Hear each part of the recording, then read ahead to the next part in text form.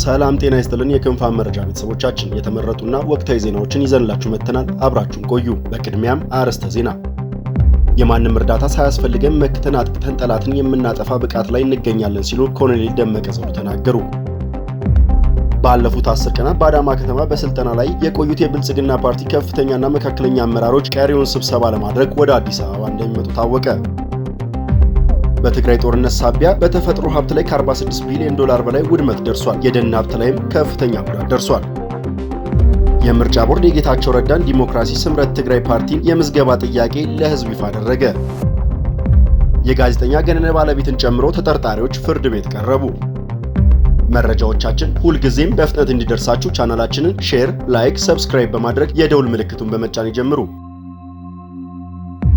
የማንም እርዳታ ሳያስፈልገን መክተን አጥቅተን ጠላትን የማጥፋት ብቃት ላይ እንገኛለን ሲሉ ኮሎኔል ደመቀ ዘውዱ ተናገሩ። ኮሎኔል ደመቀ ዘውዱ እውነት ይዘን ህግን ተከትለን በጋራ ሐሳብ አብረን መኖር እንፈልጋለን። እኛ ግን ህግ አንፈልግም፣ አንከተልም፣ ሰላምና በጋራ አብሮ መስራት አንፈልግም በማለት ሌሎች ኃይሎችን በመተማመን በጉልበት በኃይልና በመሳሪያ በማወዛወዝ ማምጣት የምትፈልጉት ነገር ካለ እኛ ወልቃይት ላይ ነን ብለዋል። እኛ የወልቃይት ዘቦች እንደ ሌሎች በትናንሽ ሳንቲምና በውሃት ፕሮፓጋንዳ ተታለን የአማራን ህዝብ የምንሸጥ አይደለንም የሚሉት ኮሎኔል ደመቀ የተከዜ ዘብ ለሁሉም ነገር ዝግጁ ነው፣ የተከዜ ዘብ የህዝብ ዘብ ነው ብለዋል። ከህወሓት የአፋር ክልል ትንኮሳ ጋር ተያይዞ ወደ ወልቃይት እንደሚመጣ እናውቃለን። ለዚህም ደግሞ የአማራ ታጋይ ነን እያሉ ለህወሓት የተገዙ አሉ። እኛ ግን የህዝብ መብት ለማስጠበቅ ከበቂ በላይ ተዘጋጅተናል ብለዋል። ከዚሁ ዞና ሳንወጣ ህወሓት የተቀበሩ ከባድ መሳሪያዎችን እያወጣ ወደ አፋርና ራያ እያስጠጋ መሆኑን የስምረት ፓርቲ ምክር ቤት አባል የሆኑት አቶ ጣም አርዶም ጽፈው ተመልክተናል። የትግራይ ክልል ጊዜያዊ አስተዳደርና የሰላምና ጸጥታ ቢሮ ኃላፊ የሆኑት ብርጋዴር ጀነራል ፍስሐ ኪዳኔ በአፋር ክልላዊ መንግስት የተነሳውን ስሞታ በተመለከተ ሲናገሩ ራሳችንን መከላከል እንችል ነበር፣ ነገር ግን አላደረግነውም ሲሉ ብርጋዴር ጀነራል ፍስሐ ኪዳኔ ተናግረዋል። የትግራይ ክልል ጊዜያዊ አስተዳደርና የሰላምና ጸጥታ ቢሮ ኃላፊ የሆኑት ብርጋዴር ጀነራል ፍስሐ ኪዳኔ በአፋር ክልላዊ መንግስት የተነሳውን ስሞታ በተመለከተ እኛ ምንም አይነት ግጭት አላነሳንም፣ እንዲህ አይነትም ዝግጅት የለንም ሲሉ ተናግረዋል። ጀነራሉ በአንጻሩም የአፋር ኃይሎችና የሐራ መሬት ኃይሎች ተደጋጋሚ ትንኮሳ እያደረጉ ነው ሲሉም ከሰዋል። በአፋር ክልል ውስጥ የሚገኙ የሐራ መሬት ኃይሎች በተለያዩ ቦታዎች ላይ ከአፋር ኃይሎች ጋር በመሆን በተደጋጋሚ ጥቃቶች ፈጽመዋል ካሉ በኋላ እነዚህ ተደጋጋሚ ጥቃቶች ተፈጸሙ ካሉባቸው ቦታዎች መካከል ምላዛት፣ አካዛ፣ ደሳአ፣ ዋጅራትና ገብረ አገው እንደሚገኙበትም ጠቅሰዋል። እንደ ምሳሌ ባለፈው እሁድ ማለትም ጥቅምት 23 ቀን 2018 ዓ.ም በገብረ አገው ደደርባት በተባለ አካባቢዎች ትንኮሳዎች እንደነበሩ ያስታወቁት ጀነራል ተክላይ እንደ እውነቱ ከሆነ የአፋር ልዩ ኃይሎች በትግራይ ውስጥ እንዳሉ ክልሎችን እንደተቆጣጠሩ እናውቃለን። ነገር ግን ግጭት አያስፈልግም፣ ጉዳዩን ለህዝብ እናብራራለን የሚል ሐሳብ ነበረን ብለዋል። ጊዜያዊ አስተዳደሩ ራሱን የመከላከል እርምጃዎች እንዳልወሰደ ጠቁመው ራሳችንን መከላከል እንችል ነበር፣ ነገር ግን አላደረግነውም በማለት ገልጸዋል።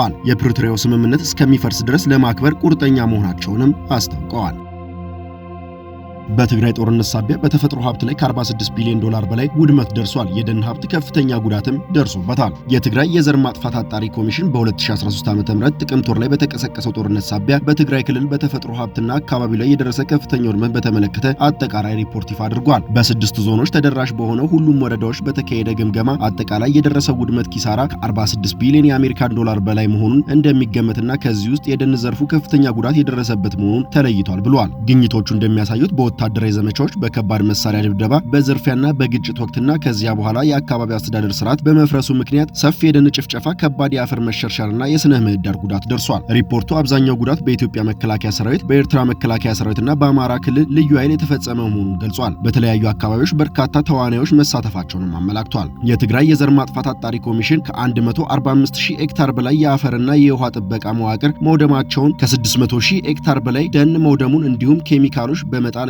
ተገቢ ባልሆነ ቆሻሻ አወጋገድ ሳቢያ ከፍተኛ የአካባቢ ብክለት መከሰቱንም አስታውቋል። ኮሚሽኑ በርካታ የዱር እንስሳት ዝርያዎች ከአካባቢው መጥፋታቸውን፣ የእንስሳት ዝርያዎች ወይም ከብቶች በአሳና በንብ ማለትም ከፍተኛ ኪሳራ እንደደረሰ እንዲሁም ለክልሉ የአየር ንብረት ምቹ የሆኑ ተብለው የተዘጋጁ ልዩ የሰብል ዝርያዎች መውደማቸውን ገልጿል። ሪፖርቱ ይህ የደረሰ ጉዳት በክልሉ የዕለት ተዕለት የምግብ ዋስትናና በክልል ስነ ምህዳር መረጋጋት ላይ ዘላቂ ጉዳት እንደሚያስከትልም አስጠንቅቋል።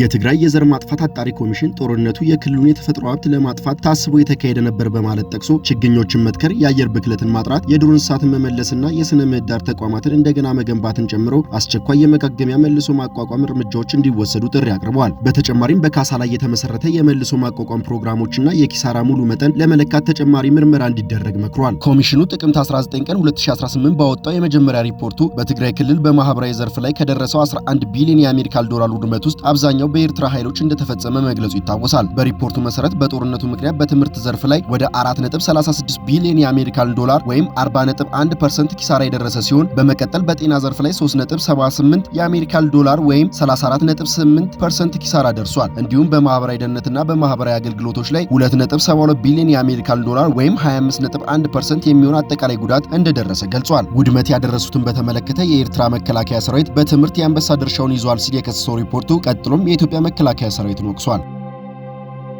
ባለፉት 10 ቀናት በአዳማ ከተማ በስልጠና ላይ የቆየው የብልጽግና ፓርቲ ከፍተኛና መካከለኛ አመራሮች ቀሪ መርሃ ግብሮችን ለማከናወን ወደ አዲስ አበባ ከተማ እንደሚመጡ ተሰምቷል። በዛሬው ዕለት ማለትም ቅዳሜ አመራሮቹ በአዲስ አበባ ከተማ አስተዳደር የተሰሩ የተለያዩ ፕሮጀክቶችን እንደሚጎበኙ ክንፋም ከዛ ሀበሻ የሰማ ሲሆን ይህም የስልጠናው አካል መሆኑ ተጠቁሟል። የስልጠናው የመዝጊያ መርሃ ግብር እሁድ ዕለት በአዲስ አበባ ከተማ አድዋ ድል መታሰቢያ ሙዚየም አዳራሽ እንደሚካሄድ የሚጠበቅ ሲሆን በዚህ መድረክ ላይ የፓርቲው ፕሬዝዳንትና ጠቅላይ ሚኒስትር አብይ አህመድ ለአመራሮች የአቅጣጫ ስልጠና እንደሚሰጡም ተሰምቷል። ላለፉት ዓመታት የብልጽግና ፓርቲ አመራር ስልጠናዎች በአብዛኛው የሚካሄደው በአዳማ ከተማ መሆኑ የተለመደ ነው። ጠቅላይ ሚኒስትሩ የመዝጊያውና አቅጣጫ ስልጠናዎች ለመስጠት አዳማ ድረስ ተገኝተው ንግግር ሲያደርጉም ቆይተዋል። ይህንን የተለመደ አሰራር ተከትሎ የፓርቲው ሆነ የአዲስ አበባ ከተማ አስተዳደር ስልጠናዎቹ ለምን በአዳማ ከተማ ብቻ ይወሰናሉ፣ ሌሎች የሀገሪቱ ከተሞችስ ለምን አይመረጡም የሚሉ ጥያቄዎች በተለያዩ መድረኮች ሲነሱ መቆየታቸው ይታወሳል። የዘንድሮ የስልጠና መዝጊያ መርሃ ግብር ወደ አዲስ አበባ መዛወሩና በተለይም በቅርቡ የተመረቀው የአድዋ ድል መታሰቢያ ሙዚየም አዳራሽ መመረጡ ለዚህ ጥያቄ ምላሽ ለመስጠት የታሰበ ሊሆን እንደሚችል ታዛቢዎች ይገልጻሉ። ጠቅላይ ሚኒስትር ዶክተር አብይ አህመድ በእሁዱ መርሃ ግብር ላይ በሀገሪቱ ወቅታዊና የፖለቲካ ጸጥታና የኢኮኖሚ ጉዳዮች ላይ አቅጣጫ ያስቀምጣሉ ተብሎ ይጠበቃል። የምርጫ ቦርድ የጌታቸው ረዳ ዲሞክራሲ ስምረት ትግራይ ፓርቲን የምዝገባ ጥያቄ ለህዝብ ይፋ አደረገ። የኢትዮጵያ ብሔራዊ ምርጫ ቦርድ በአዋጅ የተሰጠውን ስልጣን በመጠቀም በአቶ ጌታቸው ረዳ ከሐሳይ አመራር የተቀበለበትን የአዲስ ክልላዊ የፖለቲካ ፓርቲ የምዝገባ ጥያቄ ለህዝብ ይፋ ማድረጉን አስታውቋል። የኢትዮጵያ ብሔራዊ ምርጫ ቦርድ በአዋጅ የተሰጠውን ስልጣን በመጠቀም በአቶ ጌታቸው ረዳ ከሐሳይ አመራር የቀረበለትን የአዲስ ክልላዊ የፖለቲካ ፓርቲ የምዝገባ ጥያቄ ለህዝብ ይፋ ማድረጉን አስታውቋል። ቦርዱ ባወጣው ማስታወቂያ መሰረት የምዝገባ ጥያቄ የቀረበለት ፓርቲ ዲሞክራሲያዊ ስምረት ትግራይ ወይም ስምረት በሚል ስያሜ ሲሆን በእንግሊዘኛ ደግሞ ትግራይ ዲሞክራሲ ሶሊዳሪቲ ፓርቲ ወይም ሶሊዳሪቲ በሚባል ይታወቃል። የብሔራዊ ምርጫ ቦርድ ይህን ያደረገው በኢትዮጵያ ምርጫ የፖለቲካ ፓርቲዎች የምዝገባና የምርጫ ስነ ምግባር አዋጅ ቁጥር 1162 ህዝባር 2011 መሰረት የፖለቲካ ፓርቲዎች የመመዝገብ ኃላፊነት ስላለው እንደሆነ የገለጸ ሲሆን በዚህም መሰረት የነ ጌታቸው ረዳ ከሐሳይ ዲሞክራሲያዊ ስምረት ፓርቲን ወይም ደግሞ በእንግሊዘኛው ትግራይ ዲሞክራቲክ ሶሊዳሪቲ ፓርቲ ወይም ሶሊዳሪቲ የሚል ስያሜ ክልላዊ የፖለቲካ ፓርቲ የምዝገባ ጥያቄ ያቀረበ በመሆኑ በአዋጅ ቁጥር 1162 ህዝባር 2011 አንቀጽ 62 ንዑስ አንቀጽ 2 እና ንዑስ አንቀጽ 3 መሰረት በፓርቲው ስም አርማ ወይም ሌሎች ጉዳዮች ላይ ተቃውሞ ያለው ሰው ይህን ማስታወቂያ ከወጣበት ቀን ከዛሬ ጥቅምት 29 ቀን 2018 ዓ.ም ጀምሮ በ14 ቀን ውስጥ ተቃውሞውን ለቦርዱ ጽህፈት ቤት እንዲያቀርብ ቦርዱ አስታውቋል።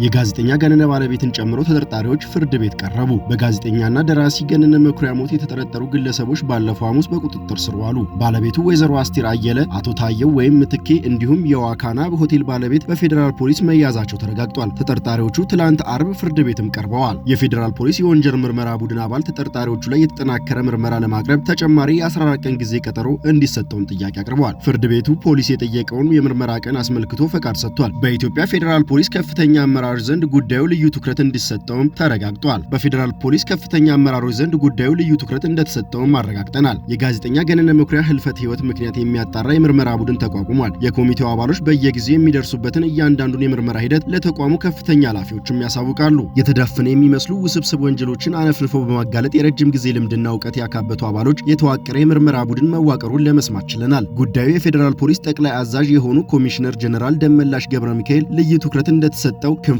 ከናይል ስፖርት ያገኘው መረጃ ያሳያል። በቀደምትነት በጋዜጠኛ ገነነ መኩሪያ ሞት ዙሪያ ምርመራ ያደረገው የአዲስ አበባ ፖሊስ ኮሚሽን እንደነበርም ይታወሳል። በቅርቡ ለአዲስ አበባ ፖሊስ ወንጀል መከላከል ክፍል በጋዜጠኛ ገነነ ህልፈት ህይወት ዙሪያ ጥያቄ ላቀረቡ የስፖርት ጋዜጠኞች አጥጋቢ ምላሽ ሳይሰጥ መቅረቱም የሚዘነጋ አይደለም። በተለይም አንድ ኃላፊ ከሞተ 3 ዓመት ለሆነው ሰው የሞት ምክንያት መጠየቅ አይገባችሁም የሚል ምላሽ ሰጥተውም ነበር። እኚህ የአዲስ አበባ ፖሊስ አባል የሆኑ መኮንን ምላሽ በርካቶችንም አስቆጥቶ ነበር። አሁን በቁጥጥር ስር የሚገኙት የጋዜጠኛ ገነነ ባለቤት 4 ጋዜጠኞችን በስም ማጥፋት በፍርድ ቤት ክስ መስርተው ነበር። ጋዜጠኛ ገነነ ራሱን አጥፍቷል የሚል የአዲስ አበባ ፖሊስ ማረጋገጫ እንደሰጣቸውም በክሳቸው አካተው ነበር። ከዚህ ቀደም ጋዜጠኛ ገነነ መኩሪያ ህልፈትን አስመልክቶ የተሰጡ ምክንያቶች በወዳጆችና ዘመዶች ዘንድ ተቀባይነት ሊያገኝ አልቻለም። የጋዜጠኛ ገነነ ታናሽ ወንድም የሆነው አቶ አለማየሁ መኩሪያ የወንድሙን አስክሬን ወጥቶ ምርመራ እንዲደረግለት ለፌዴራል ፖሊስ ጥያቄ ማቅረቡ ተሰምቷል። ጉዳዩ ተዳፍኖ እንዳይቀር የኢትዮጵያ ፌዴራል ፖሊስ በተጠናከረ ሁኔታ ምርመራ መጀመሩ ሊመሰገን ይገባዋል።